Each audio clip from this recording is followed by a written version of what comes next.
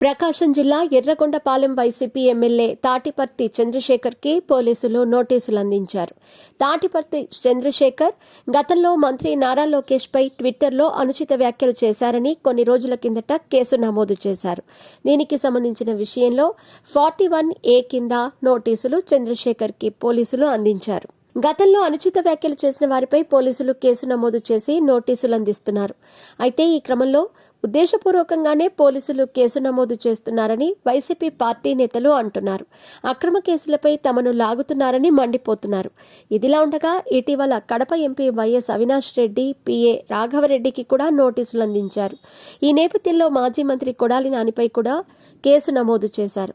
గత ప్రభుత్వంలో ప్రతిపక్ష నేతలుగా ఉన్న చంద్రబాబు, లోకేష్లను కొడాలి నాని సోషల్ మీడియాలో ఇష్టం వచ్చినట్టు దుర్భాషలాడారని ఓ విద్యార్థిని పోలీసులకు ఫిర్యాదు చేసింది. శనివారం రాత్రి 11 గంటలకు విశాఖపట్నం 3 టౌన్ పోలీస్ స్టేషన్లో ఆంధ్ర యూనివర్సిటీ లా విద్యార్థిని సత్యాల అంజనప్రియ ఫిర్యాదు చేశారు.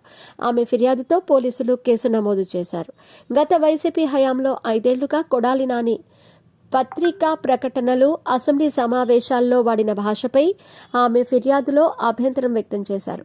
అప్పటి ప్రతిపక్ష నాయకుడు, ప్రస్తుత సీఎం చంద్రబాబు అలాగే నారా లోకేష్ను అవమానపరిచే విధంగా అసభ్య పదజాలంతో వ్యక్తిగత దూషణలకు పాల్పడ్డారని ఫిర్యాదులో పేర్కొన్నారు.